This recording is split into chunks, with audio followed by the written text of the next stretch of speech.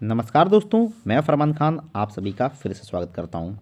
तो दोस्तों, जैसा कि मैंने आपसे बोला हुआ था कि हमारे नए चैनल प्रयास पर आप सभी को व्यापम, पटवारी, ग्रुप टू, सब ग्रुप फोर और SCPCT जैसे अन्य एग्ज़ामों के भी सॉल्व पेपर मिलेंगे। तो आज इस वीडियो में हम सॉल्व करने वाले ग्रुप टू सब ग्रुप फोर के क्वेश्चन पेपर को, जिसकी भर्ती 2020 में आई हुई थी और इसका एग्ज़ाम जनवरी 2021 में कराया गया। तो यहाँ पर कुल 5 से लेकर 6 शिफ्टों में पेपर हुआ था। तो आज हम डिस्कस करने वाले 30 जनवरी 2021 के पेपर को।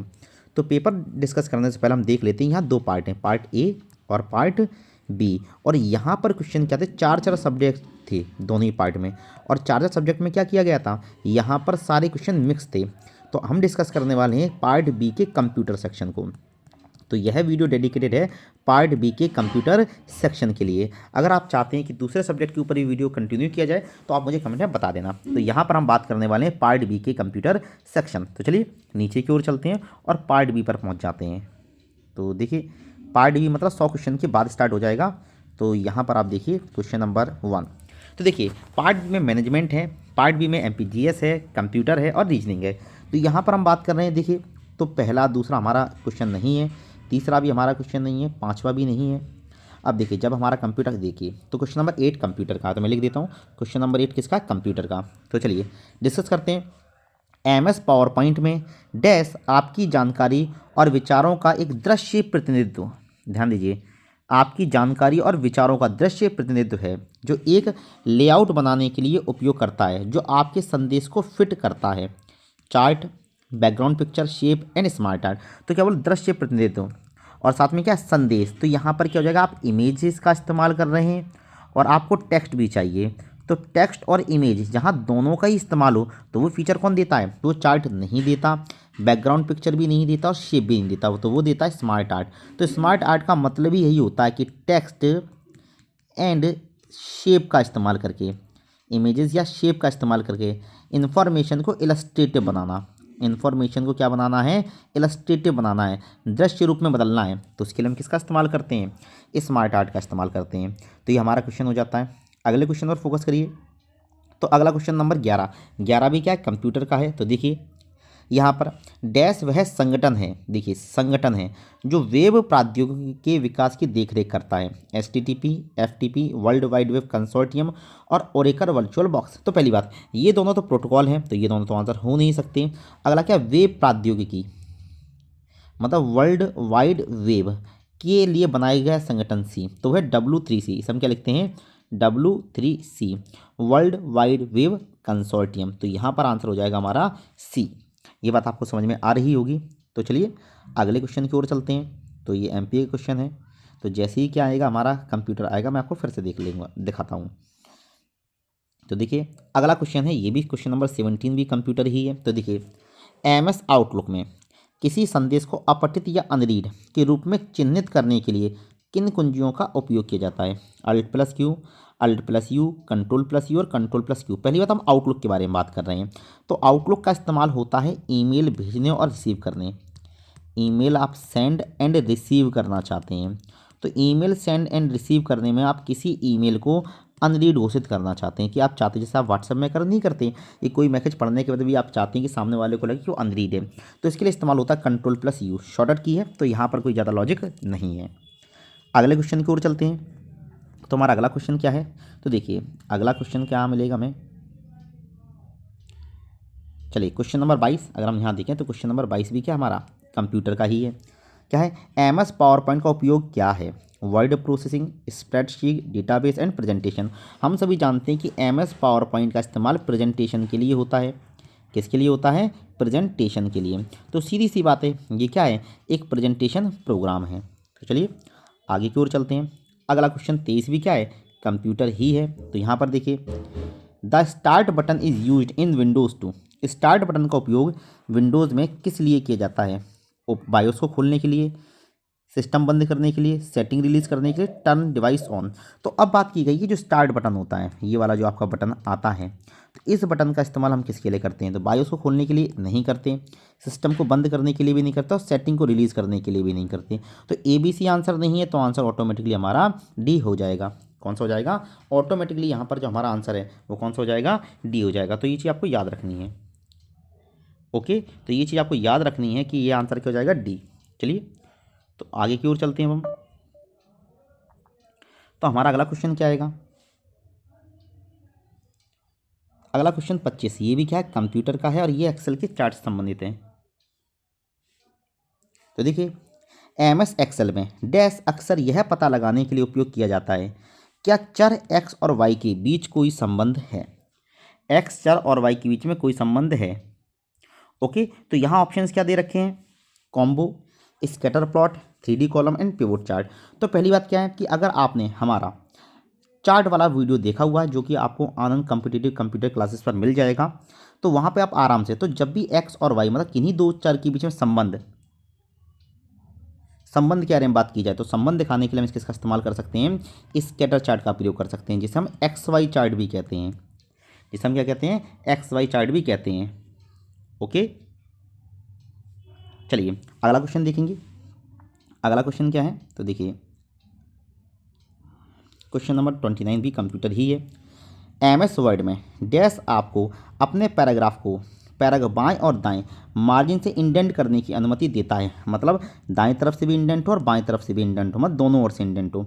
Align, justified, indentation and adjustment. तो यहाँ पर अगर हम बात करें तो क्या बोला हुआ है कि भाई एमएस वर्ड में डैश आपको अपने पैराग्राफ को बाएं और दाएं मार्जिन से इंडेंट करने की अनुमति देता है। तो अगर हम बात करें तो यहाँ पर हमारा आंसर क्या हो जाएगा, यहाँ पर हमारा आंसर होगा इंडेंटेशन।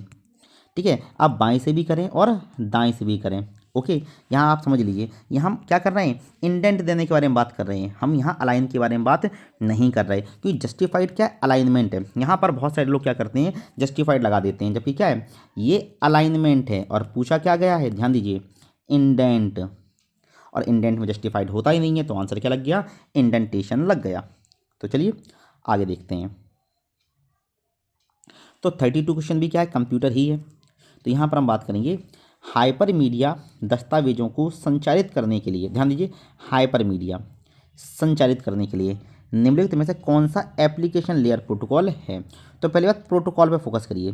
प्रोटोकॉल पूछे गए, FTP, URL, HTTP और TCP/IP। तो URL तो प्रोटोकॉल होता ही नहीं है, तो बाहर हो गया। अब हाइपर मीडिया, हाइपर मीडिया का मतलब होता है हाइपर टेक्स्ट। क्या होता है, हाइपर टेक्स्ट। और संचालित करने का मतलब होता है ट्रांसफ़र। तो हाइपर टेक्स्ट ट्रांसफ़र करने पर अगर हम देखें तो क्या बन रहा है, FTP फाइलों को डाउनलोड अपलोड करने के लिए नहीं होगा, और TCP तो ट्रांसमिशन कंट्रोल प्रोटोकॉल। तो बचा क्या है, हाइपर टेक्स्ट को ट्रांसफ़र करने वाला प्रोटोकॉल है, hypertext transfer protocol, answer C. देखो हाइपर मीडिया का मतलब यही तो हुआ, हाइपर मीडिया का मतलब क्या होता है, हाइपर टेक्स्ट। और यहाँ पर संचालित करने का मतलब क्या है, ट्रांसमिटिंग। अंग्रेजी में अगर आप देखिए तो बहुत आसान हो जाएगा। तो चलिए 33 पे देखते हैं, तो ये भी कंप्यूटर का ही है। तो यहाँ पर क्या है, डैश एक कंपनी है जो व्यवसायों और उपभोक्ताओं दोनों को वेब एक्सेस देती है। तो ध्यान दीजिए, व्यवसायों और उपभोक्ताओं को वेब एक्सेस प्रदान करती है, मतलब वेब मतलब इंटरनेट सर्विस प्रोवाइडर, इंटरनेट की सर्विस देने वाला। तो आंसर हो जाएगा ए, इंटरनेट सर्विस प्रोवाइडर। चलिए अगला क्वेश्चन देखते हैं। तो यहाँ पर ध्यान दीजिए, चलिए तो ये तो आपका मैनेजमेंट है। अगला 35, ये भी कंप्यूटर ही है। MS outlook. तो देखिए आउटलुक के दो सवाल हो गए। GAL का क्या कार्य है, तो GAL एक फीचर है, तो यहाँ पर हम बात कर देते हैं। तो यह आउटलुक उपयोगकर्ताओं के लिए एक निर्देशिका सेवा, ईमेल पते और वितरण सूची खोजने के लिए है। यह टू डू लिस्ट सूची देता है, चयनित ईमेल पतों के लिए निर्देशिका सेवा है, और इसका उपयोग कर्मचारियों को काम सौंपने के लिए किया जाता है। तो यह पहली बात की एक डायरेक्टरी सर्विस है जो क्या करता है, ईमेल और बाकी की सूची भेजने के लिए इस्तेमाल करती है। तो इसका आंसर हो जाएगा ए। चलिए अगला देखते हैं। तो अगला क्वेश्चन क्या है हमारा कंप्यूटर का, तो यहाँ हम देखें तो कंप्यूटर का क्वेश्चन कहाँ मिलेगा हमें, अब लगातार कंप्यूटर मिलेगा तो थोड़ी देर तक कंप्यूटर नहीं मिलेगा। तो देखें 42 क्वेश्चन भी कंप्यूटर का ही है। डैश एक प्रोग्राम या फाइल का छोटा ग्राफिकल प्रतिनिधित्व है। यदि आप इस पर डबल क्लिक करते हैं तो संबंधित फाइल या प्रोग्राम खोला जाएगा। तो पहले ग्राफिकल प्रतिनिधित्व, icon, theme, display and slide. तो किसी भी फाइल और फोल्डर का ग्राफिकल प्रतिनिधित्व क्या होता है, आइकन होता है, और आइकन को हम बोलते हैं पिक्टोग्राम। किसी को क्या बोल देते हैं, पिक्टोग्राम कह देते हैं। तो यहाँ पर हमारा आंसर हो जाएगा ए। तो चलिए आगे देखते हैं। तो 44 क्वेश्चन भी क्या है हमारा, कंप्यूटर ही है। तो देखिए कंट्रोल प्लस आई का कार्य है underline, open document, italic and bold. और आप सभी जानते हैं कंट्रोल प्लस आई का इस्तेमाल इटैलिक के लिए करते हैं और बाकी कोई इससे जुड़ा हुआ है नहीं। चलिए अगला देखते हैं। तो हमारा अगला क्वेश्चन क्या है, ध्यान दीजिए। तो 49, तो 49 देखिए, डैश को कंप्यूटर का मस्तिष्क भी कहा जाता है, brain of computer, SMPS, CD, hard disk and CPU. और हम सभी जानते हैं सीपीयू या माइक्रो प्रोसेसर को ही ब्रेन ऑफ कंप्यूटर कहा जाता है। ओके, तो देखते हैं अगला क्वेश्चन। तो चलिए 52 भी क्या है, हमारा कंप्यूटर ही है। तो यहाँ देखिए रीडू के लिए शॉर्टकट कुंजी क्या है, control Y, control X, control Z और कंट्रोल यू। तो हम जानते हैं रीडू के लिए हम इस्तेमाल करते हैं कंट्रोल प्लस वाई का, और अंडू के लिए कंट्रोल प्लस जेड। तो ये अंडू के लिए हो जाती है और कंट्रोल वाई रीडू के लिए हो जाएगी। आगे देखिए आप अगला, इंटरनेट से जुड़ने वाले प्रत्येक कंप्यूटर का एक एड्रेस होता है जिसे डैश कहा जाता है। तो प्रत्येक कंप्यूटर का एड्रेस किसके लिए, इंटरनेट के जुड़ने के लिए, IP, memory address, data address and web address. तो यहाँ पर आंसर हो जाएगा आईपी एड्रेस। आप सभी इस बारे में जानते हैं, अगर कोई डाउट है तो आप मुझसे पूछ सकते हैं। तो अगला देखिए, एमएस एक्सेल में डैश स्तंभ या कॉलम और पंक्तियों रो दोनों में डेटा का दृश्य प्रतिनिधित्व है। तो यहाँ देखिए डेटा का दृश्य प्रतिनिधित्व, और कहाँ पर, एक्सेल में। तो एक्सेल में डेटा का दृश्य प्रतिनिधित्व करना है तो इसके लिए हम बोलते हैं चार्ट। क्या बोलते हैं, चार्ट। डेटा का graphical representation is known as chart. Data का graphical and visual representation is known as chart. अब यहाँ पर देखिए तो चार्ट ऑप्शन सी में दे रखा है, तो ये हमारा आंसर हो जाएगा। अगला देखिए, तो तीसरा क्वेश्चन भी हमेशा आउटलुक का ही है। एमएस आउटलुक में इनक्रिप्ट करने से आपका क्या मतलब है। तो दोस्तों यहाँ एक्चुअली आउटलुक केवल उलझाने के लिए दिया गया है। ये जो हिस्सा आप देख पा रहे हैं ये केवल उलझाने के लिए, ये जो हिस्सा केवल उलझाने के लिए। एक्चुअल क्वेश्चन है इनक्रिप्ट करने से क्या मतलब है, तो मैं आपको बता देता हूँ। तो इनक्रिप्ट का बिल्कुल सिंपल सी डेफिनेशन में समझाता हूँ। तो इनक्रिप्ट याद रखिएगा, इनक्रिप्ट तो हमारा होता है प्लेन टेक्स्ट। क्या होता है, प्लेन टेक्स्ट जो होता है। प्लेन टेक्स्ट को हमें किस में बदलना है, चिपर टेक्स्ट में बदलना है। याद रखिएगा चिपर टेक्स्ट, या फिर इसको हम क्या बोल देंगे, ध्यान दीजिए, इसको मैं बोल देता सिंपल टेक्स्ट। क्या बोल देता हूँ, सिंपल टेक्स्ट को। यहाँ इसको बोल देता हूँ कोडेड टेक्स्ट। तो यहाँ आप क्या देख पा रहे हैं, यहाँ ध्यान दीजिए, प्लेन टेक्स्ट को चिपर टेक्स्ट में बदलने की प्रक्रिया क्या कहलाती है, इनक्रिप्शन कहलाती है। और चिपर टेक्स्ट को दोबारा से प्लेन टेक्स्ट में बदलना डिक्रिप्शन कहलाती है। तो हमसे इनक्रिप्शन पूछी गई है, प्लेन टेक्स्ट को चिपर टेक्स्ट में बदलना। तो देखिए ईमेल में सबकी गणना करना नहीं, converted readable plain text into scramble cheaper text, plain text को स्क्रैम्बल चिपर टेक्स्ट में बदलना, ये मैंने दिया हुआ, तो यही हमारा आंसर है। तो चलिए आगे देखेंगे अब हम। तो अब हमारा क्वेश्चन कहाँ है कंप्यूटर का, तो देखिए आगे चलिए अगला कंप्यूटर क्वेश्चन है 865। तो ये भी कंप्यूटर ही है। अब HTML टेक्स्ट का सही क्रम लिखना है वेब पेज डिज़ाइन करने के लिए। तो हम सभी जानते हैं कि HTML में सबसे पहले हम HTML ही क्लियर करते हैं, फिर उसके बाद हम लिखते हैं हेड, हेड के बाद लिखते हैं टाइटल, टाइटल के बाद हम लिखते हैं बॉडी, और जिस सीक्वेंस से हमने स्टार्ट किया उसी सीक्वेंस हम बंद करना स्टार्ट कर देते हैं। तो ये नीचे आएंगे तो ओपन, और बंद करने के लिए नीचे से ऊपर की ओर स्लैश लगाकर। तो यहाँ पर पहले ही हमारा आंसर मिल जाएगा। ओके, तो चलिए आगे देखेंगे। तो अगला क्वेश्चन क्या है हमारा, SMPS का अर्थ है। तो SMPS का जो आता होगा स्विच मोड पावर सप्लाई, जो कि ऑप्शन डी में दिया हुआ है। तो यहाँ पर हमारा आंसर हो जाएगा D, switch mode power supply. Okay, समझ में आ रही। तो देखें आगे,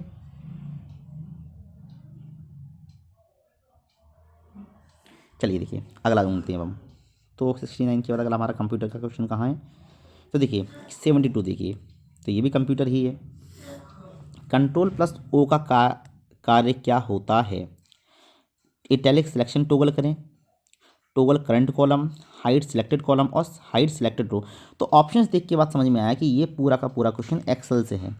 ऑप्शन देखने के बाद समझ में आया कि क्वेश्चन कहाँ से है, एक्सेल से है। और एक्सेल से अगर है तो कंट्रोल प्लस जीरो का इस्तेमाल होता है कॉलम को हाइड करने के लिए, कॉलम को हाइड करने के लिए। ओके, तो चलिए अगला क्वेश्चन देखेंगे अब हम। तो ध्यान दीजिए क्वेश्चन नंबर 77 पे आ गया। अगला देखिए 78। तो यहाँ प्रेजेंटेशन का भी क्वेश्चन है। प्रेजेंटेशन के दौरान एक स्लाइड से दूसरी स्लाइड पर ज़्यादा समय स्लाइड को विजुअल इफेक्ट लागू करने के लिए किस फंक्शन का उपयोग किया जाता है। तो मैंने क्या बोला कि स्लाइड एक से हम स्लाइड दूसरे पर जा रहे हैं, स्लाइड एक से कहाँ जा रहे हैं, दूसरे पर जा रहे हैं। तो यहाँ पर हम क्या करेंगे, तो इसके बीच में जो स्पेशल इफेक्ट डालेंगे, इसके बीच में जो स्पेशल इफेक्ट डालेंगे, इन इफेक्ट को हम क्या कहते हैं, custom animation, animation scheme, slide transition and effect. तो स्लाइडों के बीच में डाले गए स्पेशल इफेक्ट कहलाते हैं स्लाइड ट्रांजिशंस। क्या कहलाते हैं, स्लाइड ट्रांजिशंस कहलाते हैं। तो मैंने हमारी आनंद कॉम्पिटिटिव कंप्यूटर क्लासेस चैनल पर पूरे के पूरे पावर पॉइंट के बहुत सारे क्वेश्चंस आपको कराए हुए हैं, तो आप वहां जाकर उसे कर सकते हैं। उसकी लिंक मैं आपको डिस्क्रिप्शन में डाल दूंगा। चलिए, तो यहाँ पर आंसर हो जाएगा सी। तो अगले क्वेश्चन की ओर चलते हैं। तो अब हमारा कंप्यूटर क्वेश्चन कहाँ है, जल्दी ही मिल जाएंगे हमें। तो देखिए, तो काफ़ी सारे क्वेश्चंस अपन ने कंप्यूटर के देख लिए। अच्छी बात क्या थी, ये पेपर में मिक्स था, तो थोड़ा दिमाग ज़्यादा लगाना पड़ेगा आपको। तो देखिए, निम्नलिखित 87 भी कंप्यूटर ही है। निम्नलिखित में से क्या एक ऑपरेटिंग सिस्टम नहीं है, Linux, Windows, Oracle and DOS. हम सभी जानते हैं लाइनक्स ओएस है, विंडोज़ ओएस है और डॉस भी ओएस है। ओरेकल एक डीबीएमएस है, डाटाबेस मैनेजमेंट सिस्टम। चलिए आगे देखते हैं। तो चलिए अगला देखेंगे। 90 हो गया, 91, 92, 93, 94, 95। तो ये भी कंप्यूटर ही है। तो क्या बोला, डैश जिसे कभी कभी स्टैंड बाय या सस्पेंड मोड कहा जाता है, एक पावर स्पेयरिंग स्टेट है जो कंप्यूटर उपयोग में नहीं होने पर दर्ज कर सकता है। Sleep option, sleep mode, restart and power of. तो पावर स्पेयरिंग मोड कौन सा होता है, स्लीप मोड होता है। अगर यहाँ पर हाइबरनेशन दिया जाता, क्या दिया जाता, हाइबरनेशन, तो हाइबरनेशन भी आंसर हो सकता था। तो चलिए आगे देखेंगे। और अब हमारा जो क्वेश्चन है वो है क्वेश्चन नंबर 99। ये भी कंप्यूटर ही है। तो वीपीएन का पूरा नाम, तो वीपीएन का पूरा नाम होता है वर्चुअल प्राइवेट नेटवर्क, जो कि ऑप्शन सी में है। तो यहाँ पर आंसर हो जाएगा सी। और इस तरह से हमारे क्वेश्चंस कंप्लीट हो जाते हैं। तो अगर आपको इन क्वेश्चंस में किसी भी प्रकार का डाउट है तो आप मुझसे कमेंट में पूछ सकते हैं। इसके अलावा अगर आपको इसकी पीडीएफ चाहिए तो आप हमारे CPCT अड्डा पर जाकर इसकी पीडीएफ डाउनलोड कर सकते हैं। किसी भी प्रकार के सुझाव देने के लिए आप कमेंट करिए। मिलते हैं नेक्स्ट वीडियो में, तब तक के लिए नमस्कार।